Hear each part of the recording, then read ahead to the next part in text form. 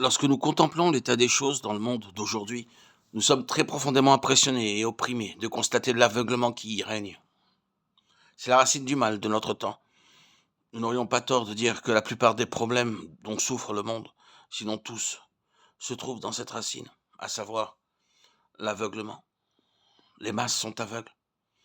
Il n'y a aucun doute à cela.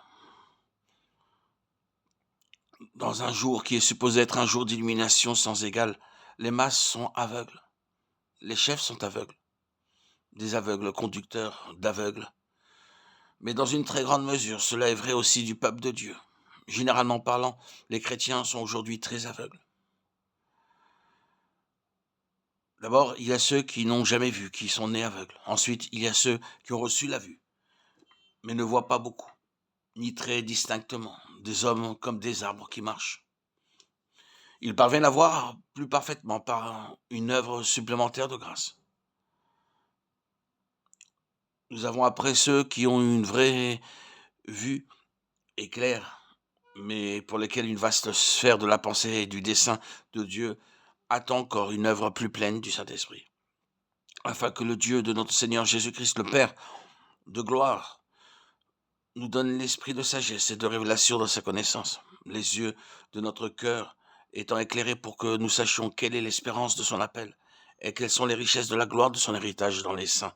Éphésiens 1, 17, 18. Ces paroles ont été adressées à des gens qui ont la vue, mais pour lesquels cette grande sphère de signification divine attend encore pour sa connaissance une œuvre plus complète du Saint-Esprit quant à la vue spirituelle. Puis il y a ceux qui ont vu et ont suivi, mais qui ont perdu la vue spirituelle qu'ils ont une fois possédée. Maintenant, ils sont aveugles, mais avec le facteur le plus fatal ajouté, qui est de croire qu'ils voient tout en étant aveugles à leur propre cécité. C'était la tragédie de Laodicée. Il y a en outre ces deux classes que nous avons citées, qui sont représentées par Balaam et Saül de Tarse. Balaam, ébloui par le gain ou la perspective de gain. C'est, je pense, ce que signifie dans le Nouveau Testament suivre le chemin de Balaam. Être tellement pris par la question de faim et de perte que l'on est aveuglé quant aux grandes pensées de Dieu et à son dessein, ne voyant pas le Seigneur lui-même dans le chemin. Par son aveuglement, il fut sur le point d'être abattu. Le texte est très clair. Ce n'est que lorsque le Seigneur lui ouvrit les yeux que Balaam put le voir. Alors, il vit le Seigneur, l'ange de l'Éternel. C'est ainsi que c'est écrit. Je ne doute pas qu'il s'agit du Seigneur lui-même. Plus tard, Balaam fit cette déclaration. Celui qui voit la vision du Tout-Puissant, qui tombe et qui a les yeux ouverts. Tel est Balaam, un homme aveuglé par des considérations de caractère personnel, de nature personnelle, à savoir comment les choses l'affecteraient.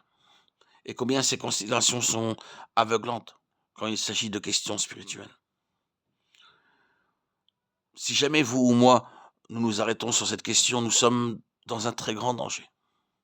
Si jamais nous nous laissons influencer par des questions telles que « Comment cela m'affectera-t-il » ou « Combien cela me coûtera-t-il » ou « Que vais-je gagner ou perdre à part ceci ?»